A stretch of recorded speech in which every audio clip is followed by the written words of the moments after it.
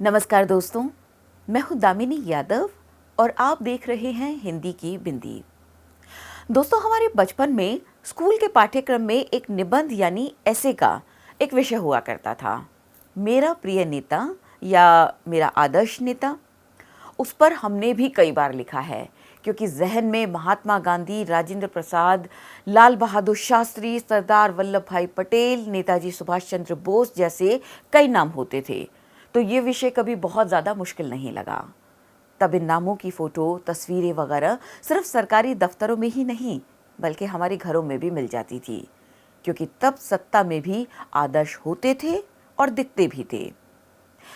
ऐसा नहीं है कि इन लोगों से गलतियां नहीं हुई होंगी या इन्होंने कुछ भी गलत नहीं किया होगा, लेकिन गलतियां सिर्फ वे ही लोग नहीं करते जो पैदा नहीं हुए हैं या जो मर चुके हैं या फिर जो कुछ नहीं करते सिवाय बातें बनाने के।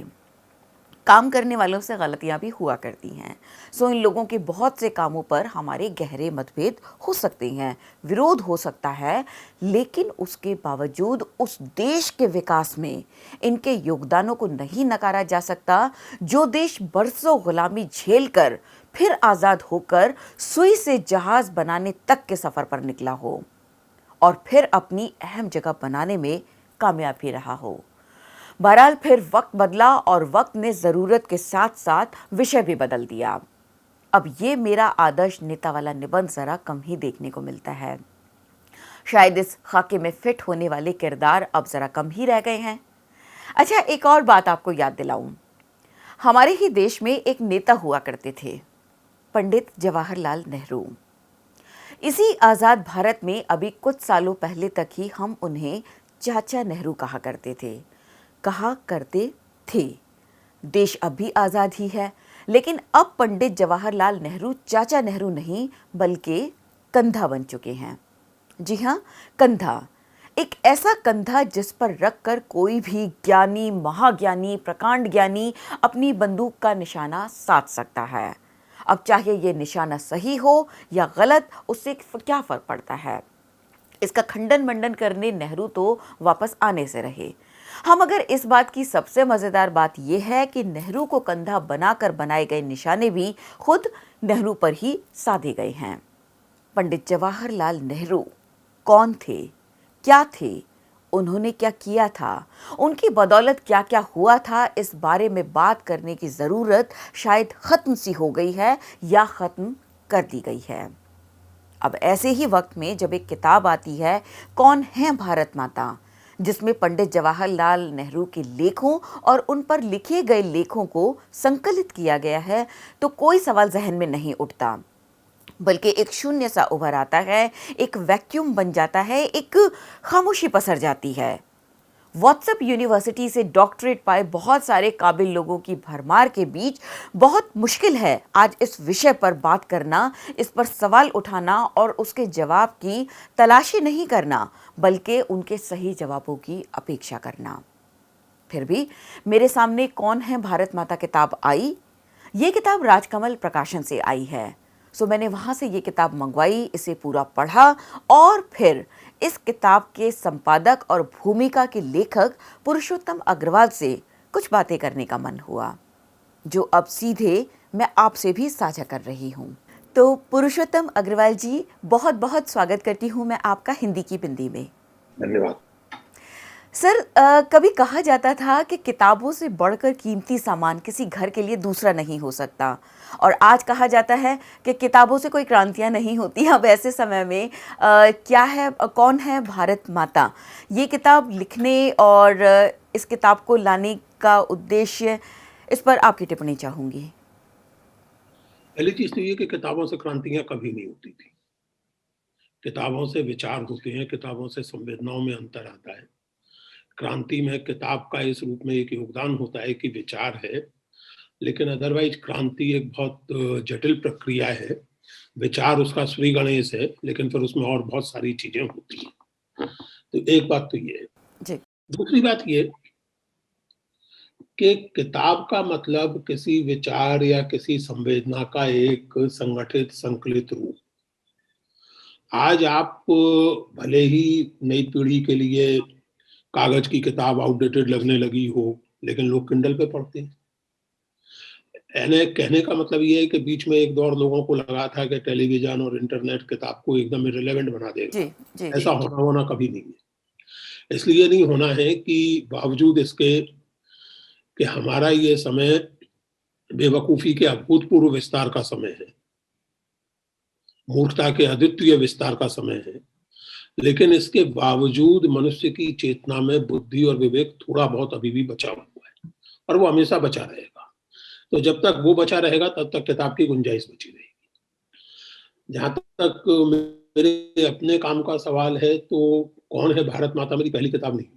जी, जी, मेरी पहली किताब 1995 में छपी थी, जी, और इस बीच में कई किताबें जिनमें कबीर पर मेरा विस्तृत काम, इसके अलावा और कई निबंध, कहानियाँ और एक उपन्यास। तो मेरे लिए दामिनी जी ऐसा है कि लिखना एक मेरे होने का सबूत है। क्या बात है। ये मेरी एक एक्जिस्टेंशियल नीड है, ये मेरा एक एक्जिस्टेंशियल असर्शन है। जहाँ तक इस पर्टिकुलर किताब का सवाल है कि मैंने क्यों लिखी, उसके लिखने का कारण ये है कि मैंने ये महसूस किया कि नेहरू को, जवाहरलाल नेहरू को, अब जो भी उसके कारण है, कुछ का संकेत मैंने अपनी किताब की भूमिका में किया है, आपने देखी है।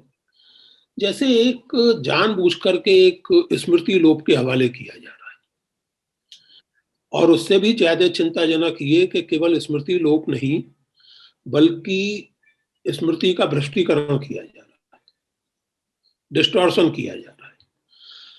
जवाहरलाल नेहरू केवल भारत के लिए नहीं बल्कि दुनिया के लिए एक बहुत महत्वपूर्ण व्यक्ति थे। उनकी तमाम सीमाओं के साथ किस मनुष्य में सीमाएँ नहीं होती? बेशक। तमाम गलतियों के साथ, और वो गलतियाँ भी ऐसी कोई गलतियाँ नहीं थी कि जिनकी वजह से आप उनके सारे योगदान को टोटली डिसमिस कर दें, इरेज़ कर दें और डिस्टॉर्ट करने लगे। फिर मेरे मन में एक सवाल ये था कि आखिरकार क्या कारण है कि नेहरू के बारे में इतने भद्दे, अश्लील, निकृष्ट किस्म के प्रचार लगातार किए जाते रहे? मैं इसको समझना चाहता था, अभी भी समझना चाहता हूँ। जिनमें से एक प्रचार जिसमें दुर्भाग्य से नेहरू के लेफ्टिस्ट और लिबरल प्रशंसकों का भी योगदान कम नहीं है। नेहरू की एक ऐसी छवि का निर्माण कि जैसे भारतीय संस्कृति, धार्मिक परंपरा, सभ्यता से उन्हें कोई लेना देना ही नहीं था। जैसे वो एक अपरूटेड इंटेलेक्चुअल थे, ऐसा है नहीं। नेहरू की विश्व इतिहास की, भारतीय इतिहास की गहरी समझ थी, भारतीय संस्कृति की गहरी अंतर्दृष्टि थी उनको, और उससे एक बड़ा गहरा, एक बड़ा ऑर्गेनिक लगाव था। तो इस बात को रेखांकित करने के लिए भारतीय परंपरा, भारतीय सांस्कृतिक अनुभव, उसके संघर्ष, उसकी उपलब्धियां, उसकी कमजोरियां, इस पूरी टोटलिटी के साथ नेहरू के ऑर्गेनिक कनेक्ट को रेखांकित करने के लिए मैंने ये किताब तैयार की। बहुत सुंदर। सर, एक शेर है कि बात करनी मुझे मुश्किल कभी ऐसी तो न थी, जैसी अब है तेरी महफिल कभी ऐसी तो न थी। अब हालांकि ये शेर दूसरे ताल्लुक से कहा गया है, लेकिन आज हम जिस वक्त में सांस ले रहे हैं, ये इतना संवेदनशील हो गया है कि यकीन नहीं होता कि इसी देश में कभी बीच संसद में आलोचनाएं कर दी जाती थी, कड़ी से कड़ी आलोचनाएं सुन ली जाती थी और इनकी गुंजाइशें हुआ करती थी। अब पता ही नहीं चलता कि कौन सी बात पर किसकी कौन सी भावनाएं आहत हो जाए। लोग इतने छुई मुई से हो गए हैं, विरोध का मतलब देशद्रोह होने लगा है। अब ऐसे में सर हमारा ये देश कहाँ तक और कितना चल पाएगा जहाँ ये तमाम गुंजाइशें ही खत्म हो गई हैं? देखिए, ये सवाल आज आप सब लोगों के मन में है। जी। मैं किंचित संतोष के साथ कह सकता हूँ कि ये सवाल मेरे मन में 2003 में था। 2003 या 4 में जब पुणे के भंडारकर इंस्टीट्यूट पर हमला किया गया था, और उस हमले का विरोध कम किया गया था क्योंकि वो हमला करने वाले पॉलिटिकली करेक्ट सोशल सेगमेंट के थे।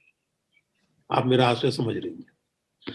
वो हमला करने वाले ऐसी जातियों के, ऐसे सामाजिक समूहों के थे जिनके द्वारा की गई हरकतों की निंदा करने में हमारे लेफ्ट लिबरल कतराते, इसलिए उस पर ज्यादा बात नहीं हुई। लेकिन मेरे लिए वो बहुत चिंताजनक घटना थी, क्योंकि भारतीय इतिहास और संस्कृति में रुचि रखने के कारण मैं डॉक्टर भंडारकर के व्यक्तिगत महत्व से भी वाकिफ हूँ और भंडारकर इंस्टीट्यूट में जिस तरह की सामग्री, जिस तरह के दस्तावेज संकलित हैं, उनका तो खैर अतुलनीय महत्व है, लेकिन उस पर हमला हुआ, बहुत सारी चीजें तोड़-फोड़ दी गई, जला दी गई और वही तर्क था आहत भावनाएं। वहाँ की सामग्री का इस्तेमाल करके अमेरिका के किसी प्रोफेसर ने शिवाजी के बारे में कोई किताब लिखी, जेम्स लिन ने, Shivaji the Muslim king in the Hindu king in Muslim India. उसमें कुछ ऐसा लिखा और कहा कि ये मुझे भंडारकर इंस्टीट्यूट में काम करने वाले कुछ स्कॉलर्स ने बताया। वो आपत्तिजनक बात थी निस्संदेह, लेकिन वो जेम्स लिन ने लिखी, वो तो लिख करके अमेरिका चले गए। हमारे जो है शिवाजी प्रेमियों को भंडारकर इंस्टीट्यूट पर हमला करना संभव लगा और उन्होंने कर दिया। वही सबसे आसान काम था शायद उनके वही लिए। सबसे आसान काम। जी। उसी वक्त स्वर्गीय एकनाथ मुंडे ने एक ये भी बयान दिया था कि डिस्कवरी ऑफ इंडिया में शिवाजी का जो चित्र खींचा गया है उससे भी हमारी भावनाएं आहत होती हैं, नेहरू की किताब, इस पर भी बैन लगाया जाना चाहिए। तो मैं उस समय जनसत्ता में एक कॉलम लिखा करता था, मुखामुखम शीर्षक से। जी। तो उस कॉलम में मैंने इस घटना पर 2-3 लेख लिखे थे और उनमें मैंने सुझाव दिया था कि जो हालत हो रही है उसमें बेहतर ये होगा कि आहत भावनाओं का एक राष्ट्रीय आयोग बना दिया जाए, ताकि आपकी भावना आहत है तो आप भी वहां शिकायत कर दें, मेरी भावना आहत है तो मैं भी शिकायत कर दूं और भावना आहत करने वाले की पिटाई सरकारी तौर से की जाए। लोग व्यक्तिगत रूप से पिटाई करके, मारपीट करके अपनी ऊर्जा क्यों व्यर्थ करें, काम सरकार करे। तो आहत भावनाओं का राष्ट्रीय आयोग बनाने की सिफारिश मैंने 2003 या 4 में उस लेख में की थी। उस समय लोगों ने कहा कि तुम कुछ ज्यादा ही सोचते हो, ज्यादा ही फैंटेसी करते हो, ये सब कुछ नहीं होता रहता है। मैं जानता था कि ये रुकेगा नहीं और उसका कारण ये है कि मुझे इतिहास की थोड़ी बहुत जानकारी है, फिलॉसफी की थोड़ी बहुत जानकारी है, तो मैं जानता था कि ये सिलसिला रुकने वाला नहीं। वो बढ़ता चला गया और केवल हमारे देश में नहीं, दुनिया भर में बढ़ता चला गया। इस सबको देखते हुए, इस सब पर रिफ्लेक्ट करते हुए, जब हुआ कुछ घटनाक्रम तो उस पर रिएक्ट करते हुए, लेकिन इन सब चीजों का एक सुविस्तृत या सुचिंतित रूप प्रकट हुआ मेरे उपन्यास नाकोहस में, जो 2016 में छपा। जी। नाकोहस मेरा गढ़ा हुआ शब्द है, मेरा गढ़ा हुआ एक्रोनिम है। ये आपको हिंदी, अंग्रेजी, उर्दू, फारसी किसी डिक्शनरी में नहीं मिलेगा क्योंकि मैंने गढ़ा है। इसका अर्थ क्या है सर? मैं बता रहा हूँ, NACOHS is an acronym for national commission of hurt sentiments. तो जो 2003-4 में मैंने फैंटेसी की थी उसको मैंने एक उपन्यास का रूप दिया, national commission of hurt sentiments. मुझे इतनी उम्मीद नहीं थी, लेकिन और उपन्यास काफी गंभीर किस्म का और कोई बहुत मनोरंजक उपन्यास नहीं है और इंटेलेक्चुअल टाइप का उपन्यास है, क्योंकि उसमें 3 इंटेलेक्चुअलों को भावनाएं आहत करने के आरोप में, ब्लास्फेमी करने के आरोप में, ईश्वर द्रोह या धर्म द्रोह करने के आरोप में नाकोहस के सामने पेश किया जाता है और उन्हें सबक सिखाया जाता है। केवल एक रात की घटना है और ये एक बहुत जाहिर है कि सरकास्टिक होते हुए, सब होते हुए डरावनी फैंटेसी है। दामिनी जी, मेरे लिए ये सुखद आश्चर्य का विषय था और ये मैं विडंबना के साथ कह रहा हूँ कि उपन्यास लोगों को बहुत पसंद आया। उसका दूसरा संस्करण साल भर के अंदर अंदर हो गया, मराठी में अनुवाद हो गया, एक अंग्रेजी में अनुवाद की भी संभावना है और ये सब चीजें। तो मुझे ये सब, मुझसे आप क्या पूछ रही हैं, मैं तो जानता हूँ इस बात को कि जब तक ये आहत भावनाओं की राजनीति चलती रहेगी और इसको बढ़ावा दिया जाता रहेगा, तब तक लोकतंत्र धीरे धीरे नष्ट होता रहेगा और केवल लोकतंत्र नहीं, आपका विवेक तंत्र नष्ट होता रहेगा। मैं ये सवाल कई बार पूछता हूँ कि बात बात पर लोगों की भावनाएं आहत हो जाती, जी। बुद्धि किसी बात पे नहीं आहत होती। नेशनल टेलीविजन पर कह दिया जाता है कि गाय ऑक्सीजन छोड़ती है, किसी की बुद्धि नहीं आहत होती। कह दिया जाता है कि 2000 के नोट में चिप लगी हुई है, किसी की बुद्धि आहत होती नहीं सुनी। कई बार मैं ये बात कह चुका हूँ, आपके कुछ दर्शकों ने सुनी भी होगी कि कई बार मुझे ऐसा लगता है कि भावना और बुद्धि ये 2 बहनें हैं जी। जिनमें से भावना के साथ उसके पेरेंट्स ने भावना के साथ दुभांत की है। उसे ठीक से खिलाया पिलाया नहीं है तो बेचारी बहुत कमजोर हो गई है, बात बात में बीमार पड़ जाती बात बात में है, आहत हो जाती है, बात बात बीमार में पड़ जाती आहत हो है। जाती है। जी। तो दिस इज रिडिकुलस। और मैं फिर से आपसे कहूं कि इस मामले में एक कंसिस्टेंसी की जरूरत है। ये नहीं हो सकता कि चूंकि भंडारकर इंस्टीट्यूट पर हमला करने वाले ब्राह्मण नहीं है या ब्राह्मणवादी नहीं है तो आप चुप बैठ जाए। ये नहीं हो सकता कि सार्ले हेब्दो में छपे हुए कार्टून बहुत भद्दे हैं, बहुत अश्लील हैं, लेकिन उसके बदले में जाकर 13 लोगों को शूट कर दिया जाए और आप उसको रैशनलाइज करते फिर, आप समझाते फिरें कि नहीं भाई देखिए ऐसा नहीं होना चाहिए, आपके पास कलम है तो उनके पास तो गन है, वो तो गन से ही जवाब। No, I am not going to buy that nonsense. This is as simple as. मैं ये साफ तौर से मानता हूं कि फ्रीडम ऑफ एक्सप्रेशन की लिमिट होती है, किसी भी सभ्य समाज में होती है, लेकिन वो लिमिट कंसेंसस से बनती है, उसका कानूनी रूप होता है। मैं आपकी मान्यताओं, आपके विचारों के बारे में कुछ कहूं, ये मेरी फ्रीडम ऑफ एक्सप्रेशन है, लेकिन मैं आप पर कोई व्यक्तिगत आक्षेप अगर करूं तो कानून आपको स्पेस देता है कि आप मेरे खिलाफ मानहानि का मुकदमा कर सकें। और भी चीजें हैं, लेकिन मैं आपके विचारों की आलोचना करूं और आप कहें कि साहब देखिए मैं ओबीसी हूं और ये सवर्ण है और इसलिए ऐसा कर रहा है, मेरी भावनाएं आहत हो गई तो इसका तो कोई इलाज नहीं है और इसका कोई अंत नहीं। ये एक है जो आपने पूछा ना कि कहां तक हम पहुंचेंगे, हम नहीं जानते कि हम कितना स्लाइड करेंगे। और ये केवल मैं भारत के बारे में नहीं कह रहा, ये दुनिया भर के बारे में सच है। तो इस भावनाओं की पर राजनीति से आपको उठना पड़ेगा। बिल्कुल सर, लेकिन यहाँ पर ये जो हमने पूरे विश्व की बात की, अपने देश की बात की कि भावनाएं बहुत ज़्यादा कमज़ोर हैं, बहुत जल्दी आहत होने लगी हैं, तो सर ये मतलब समाज कोई 10-20 सालों में तो तैयार नहीं हुआ कि लोग इतने ज़्यादा अपरिपक्व हैं कि मतलब रातों रात कोई जादू की छड़ी घूमी और वो इतनी कमज़ोर आहत भावनाओं वाले हो गए हैं। तो सर हमारा समाज या वैश्विक समाज कहाँ चूका है फिर, मतलब इस तालीम और तरबियत में, कि हम इतने छुई मुई जैसे बन गए हैं? ऐसा है कि इंसान जो है उसमें केवल भावनाएं नहीं होती, उसमें विवेक भी होता है। और विवेक का मतलब है डिस्क्रेशन, एनालिटिकल कैपेसिटी, एब्स्ट्रैक्शन, चीजों को एक केवल उनके रूपों में नहीं देखना बल्कि उसके सार को समझने की कोशिश, ये सब चीजें होती हैं विवेक में। और किसी भी ह्यूमन क्वालिटी की तरह इन चीजों की ट्रेनिंग करनी होती है।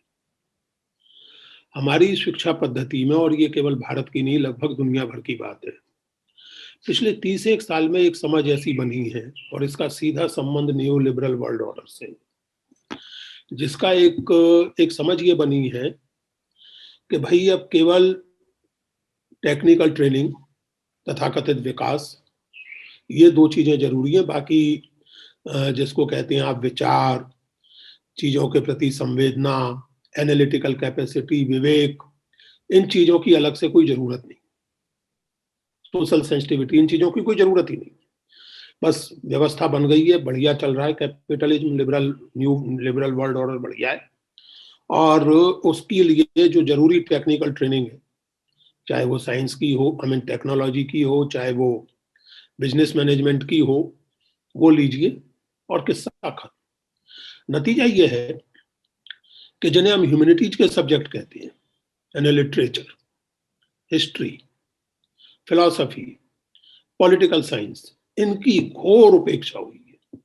मैं आपको 2-3 उदाहरण देकर बताता हूँ। एक प्राइवेट यूनिवर्सिटी ने मुझे इनवाइट किया जर्नलिज्म का कोर्स बनाने के लिए।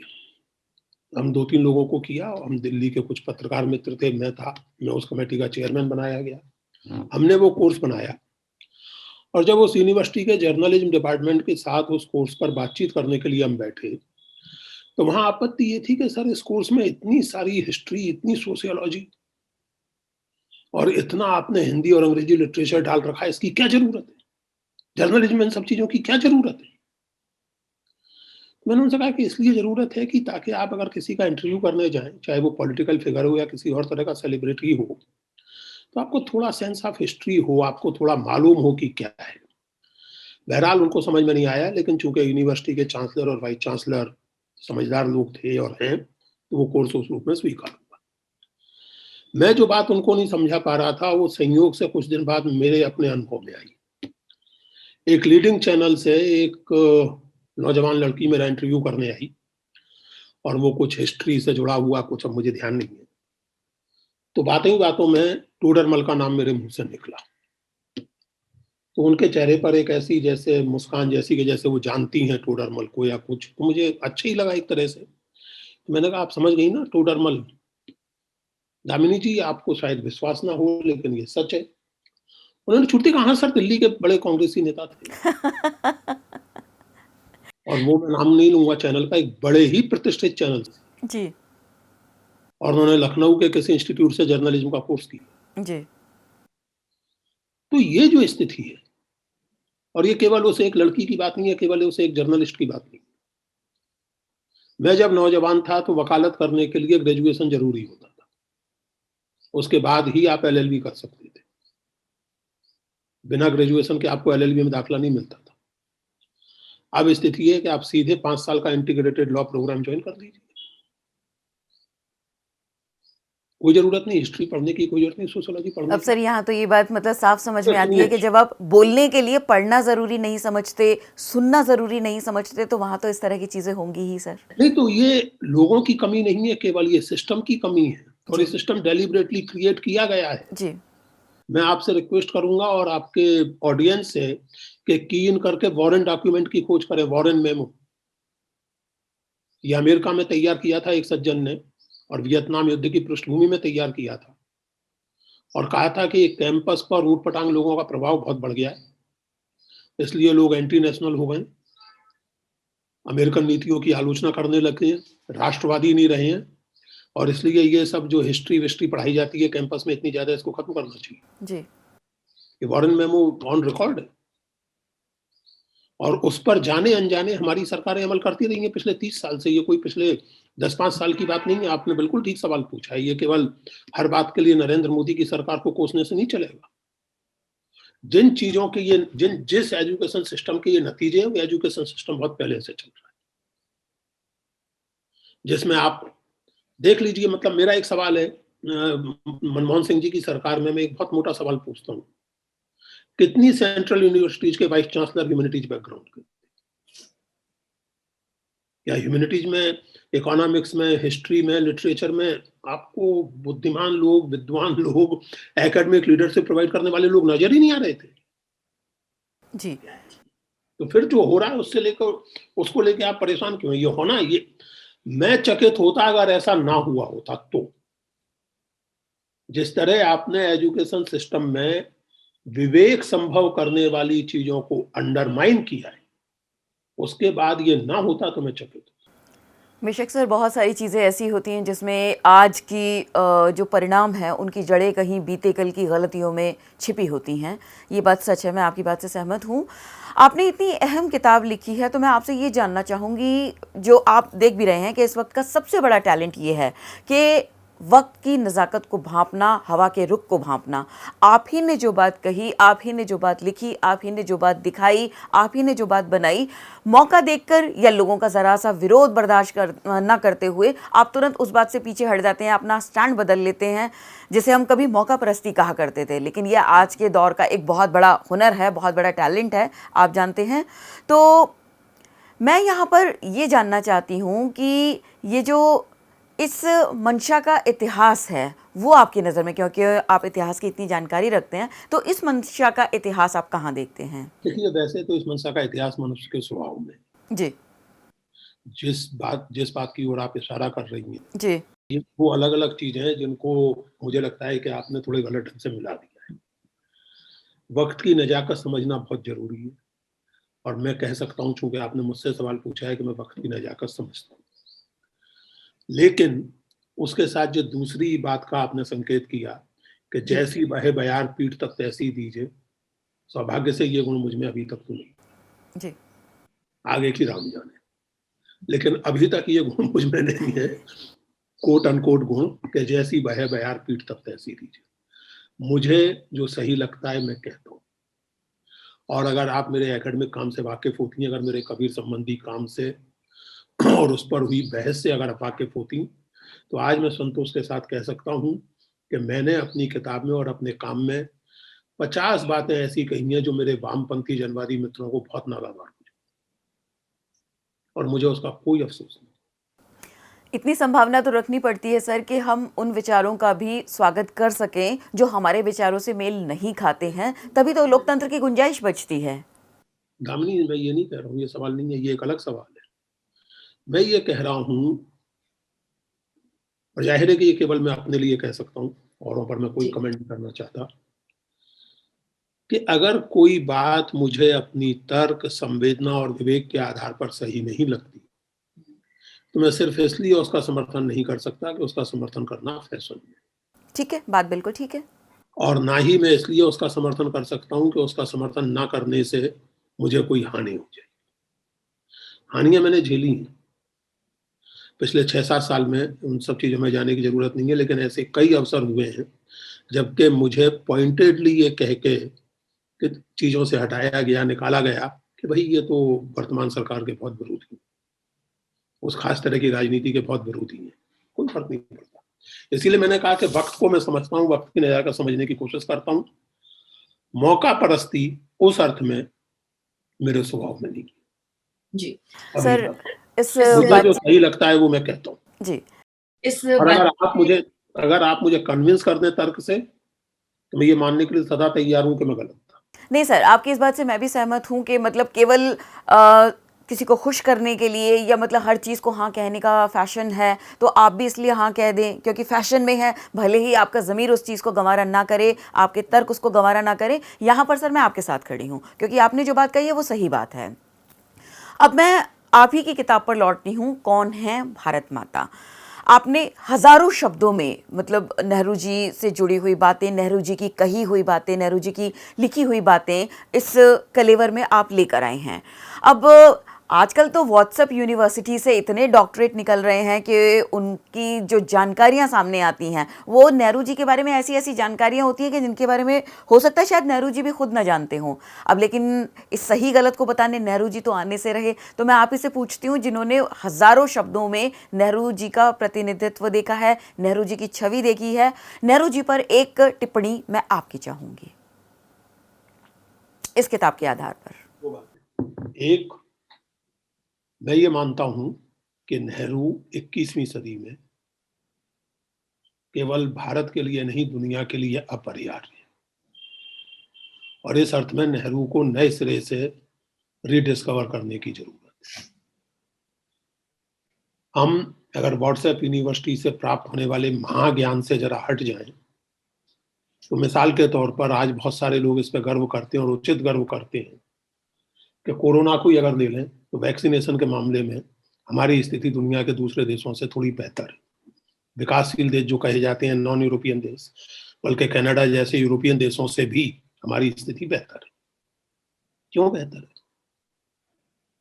इसलिए बेहतर है कि आजादी के बाद के पहले 10 साल में नेहरू जानते थे कि बीमारी को एलिमिनेट करने के लिए केवल इलाज नहीं, बल्कि व्यापक पैमाने पर वैक्सीनेशन की भी जरूरत। वो ये सिप्ला के जो फाउंडर थे, संभवतः डॉक्टर हमीद उनका नाम था, उनको नेहरू ने इंस्पायर किया था कि आप जेनेरिक ड्रग्स पर और वैक्सीन पर काम कीजिए, हमारे देश को, हमारे समाज को इसकी जरूरत है। आज हम बड़े गर्व से मंगलयान और चंद्रयान की बात करते हैं। उस समय नेहरू की खिल्ली उड़ाई गई थी, कहा गया था कि घर में नहीं दाने, अम्मा चली भुनाने, गरीब देश है, कंगलों का देश है और इनको स्पेस रिसर्च की पड़ती। न्यूयॉर्क टाइम्स में कार्टून छपा था कि एक मिसाइल जो है साइकिल पर रख करके ले जाया जाए। जी। ये नेहरू के लिए हुए इनिशिएटिव्स का नतीजा था। परमाणु शक्ति, जिसके बारे में उस समय तथाकथित सुपर पावर्स के बाहर किसी सोचने की किसी की मजाल नहीं थी, नेहरू उस समय परमाणु शक्ति के बारे में सोच रहे थे और भाभा को इनवाइट किया था उन्होंने, भाभा को लेके आए थे भारत। भाभा तो स्विट्जरलैंड में काम कर रहे थे। कहने का मतलब यह है कि एक विजन था, और वो विजन में फिर से कहूं कि केवल भारत के लिए महत्वपूर्ण नहीं था। पिछले दिनों ये बड़ा फैशनेबल वाक्य बना, government has no business to be in business. चीजों को प्राइवेटाइज करो, अस्पताल प्राइवेटाइज करो, रेल प्राइवेटाइज करो, एजुकेशन प्राइवेटाइज करो। कामिनी जी, आपकी और आपके दर्शकों की जानकारी के लिए, अमेरिका जैसे परम संपन्न देश में कोरोना से पिछले 1 साल में 4.5 लाख लोग मर चुके हैं, क्योंकि अमेरिका में हेल्थ सरकार की जिम्मेवारी और आपका अधिकार नहीं है। हेल्थ बाजार में बिकने वाली कमोडिटी है। आपकी औकात हो तो खरीदिए, वरना मरिए। और इसलिए वहां हेल्थ इंडस्ट्री और इंश्योरेंस इंडस्ट्री का भयानक नेक्सस है। हेल्थ सरकार की जिम्मेवारी नहीं है, और वो जिम्मेवारी आपको निभानी है। उसके लिए इंश्योरेंस, और इंश्योरेंस का जो दुष्चक्र है, नेहरू जैसे लोग ये देख रहे थे कि हेल्थ, बेसिक एमिनिटीज, हाउसिंग, ये केवल व्यापार की और केवल कमोडिटिफिकेशन की चीजें नहीं है, ये बुनियादी अधिकार है इंसान के। सन 47 में जब मुल्क आजाद हुआ तो लाइफ एक्सपेक्टेंसी 30 से 31 साल थी। सन 63 में, यानी नेहरू की मृत्यु के लगभग साल भर पहले, लाइफ एक्सपेक्टेंसी 50 साल थी, जबकि आबादी लगभग 2.25 गुना बढ़ चुकी थी। ये अभूतपूर्व उपलब्धि थी दुनिया के इतिहास में, क्योंकि लाइफ एक्सपेक्टेंसी 31 से 50 तभी हो सकती थी जबकि कंगाली घटे, गरीबी घटे, हेल्थ बेहतर हो, सामाजिक चेतना बेहतर हो और रहन सहन की स्थितियां बेहतर हो। लाइफ एक्सपेक्टेंसी कोई जा कोरोना जा और थाली पीटने से नहीं बढ़ जाती। उसके लिए विजन होना चाहिए, उसके लिए परसिस्टेंट कोशिश होनी चाहिए। नेहरू में ये विजन था। मैंने अपनी किताब की भूमिका का शीर्षक दिया है enlightened middle, discarding the extremes, looking for enlightened middle. Nehru ना पूंजीवाद के अंध समर्थक थे और ना समाजवाद के। वो ठेठ हिंदुस्तानी ढंग से मध्य मार्ग की खोज कर रहे थे, सम्यक की।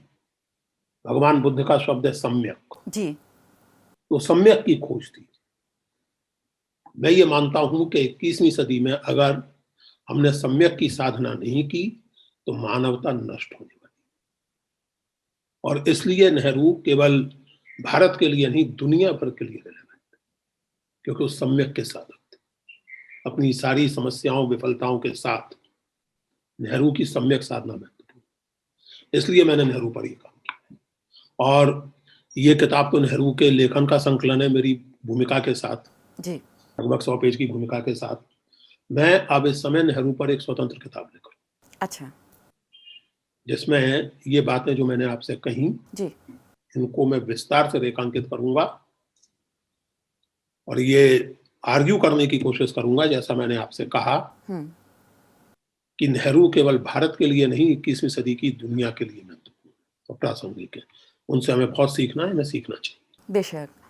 और सीखने सिखाने का ये सिलसिला लगातार जारी रहेगा। हम आपकी किताब का इंतज़ार करेंगे ताकि हमारे सीखने के सिलसिले को और ज़्यादा आगे विस्तार मिले। और आपसे ये बात तो मैंने जानी है, हमारी पीढ़ी जानेगी इस चीज़ को, और आगे तक हम समझेंगे कि आने वाले कल को बेहतर बनाने के लिए आज को बेहतर ढंग से जीना ज़रूरी होता है। और आज को बेहतर ढंग से जीने के लिए ज़रूरी होता है कि हम अपने बीते कल की गलतियों से सबक लें, बीते कल की समझ रखें, बीते कल को जानें। हमसे बात करने के लिए आपने जो वक्त निकाला पुरुषोत्तम अग्रवाल जी, उसके लिए हम आपके आभारी हैं। बहुत बहुत शुक्रिया आप। द वायर के और वीडियोस देखने के लिए सब्सक्राइब करें और बेल आइकन पर क्लिक करें। स्वतंत्र पत्रकारिता की आर्थिक मदद करने के लिए डिस्क्रिप्शन में दिए गए लिंक पर जाएं और अपनी राशि चुनें।